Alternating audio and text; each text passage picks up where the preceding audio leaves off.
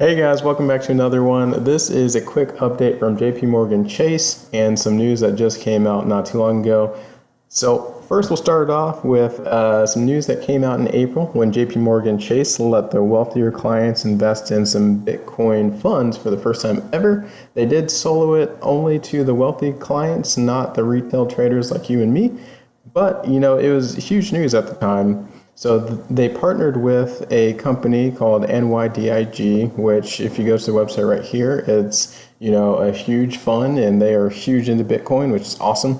Their website here says accelerating the future of finance, Bitcoin for institution, private clients, and banks. And that's the name of the game.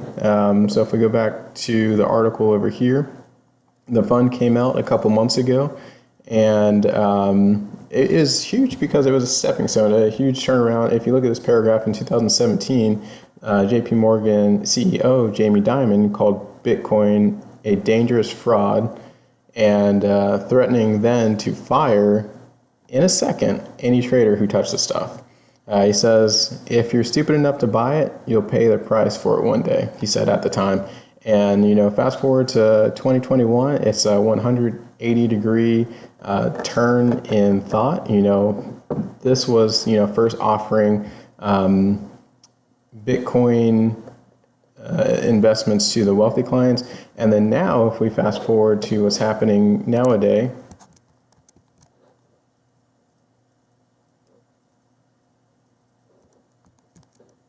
bear with me here. Here we go.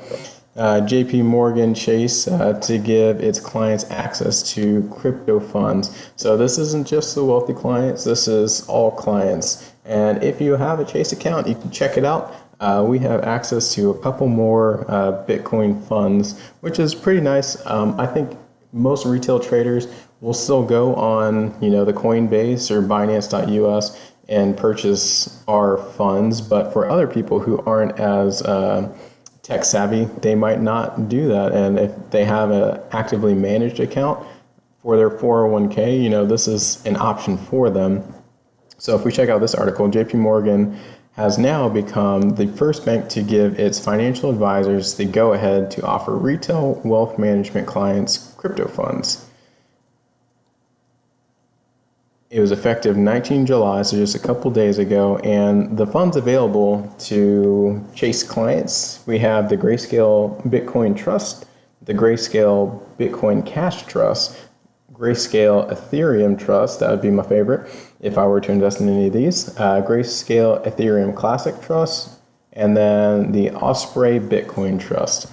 So those are available to day-to-day traders if you want to buy it in a regular brokerage account, in your Roth, if you have a Roth 401k or IRA, those might be options for you, and they weren't options before. So if we check out some of the Grayscale websites, you can look at all of their product offerings, and these guys are huge into the institutional wealth management, because a lot of institutions, they're still unfamiliar with crypto or cryptocurrency, if you want to get formal, like they might say. So they want a third party to manage all of their funds. And these guys probably don't manage their funds on a day-to-day basis, so they want to buy into something like the Grayscale funds. So if you check out their website here, they have the Grayscale Basic Attention Trust. They have a Bitcoin Trust, Bitcoin Cash, like I mentioned earlier. They have Chainlink, Decentraland, Ethereum, Filecoin, Ethereum Classic, Litecoin, Livekeeper, Stellar, Lumens.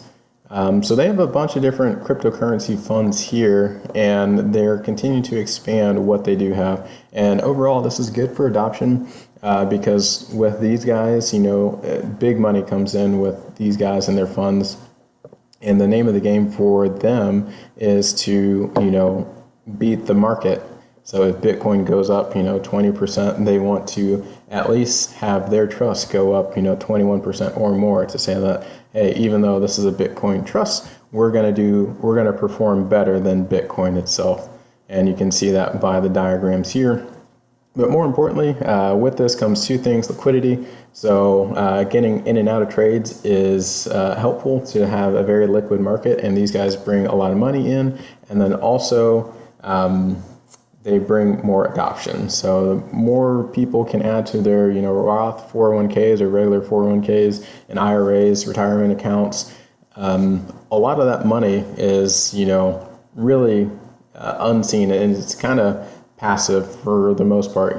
People, they just work their 9 to 5 job. They know that they put 5% away in their 401k, and money managers do the rest. But if the money managers are buying cryptocurrency, then that's going to continue to push up the price for these cryptos in the long run. So that is just a piece of news that I found I wanted to share with you guys. If you have any questions, let me know in the comments below. I will see you next time.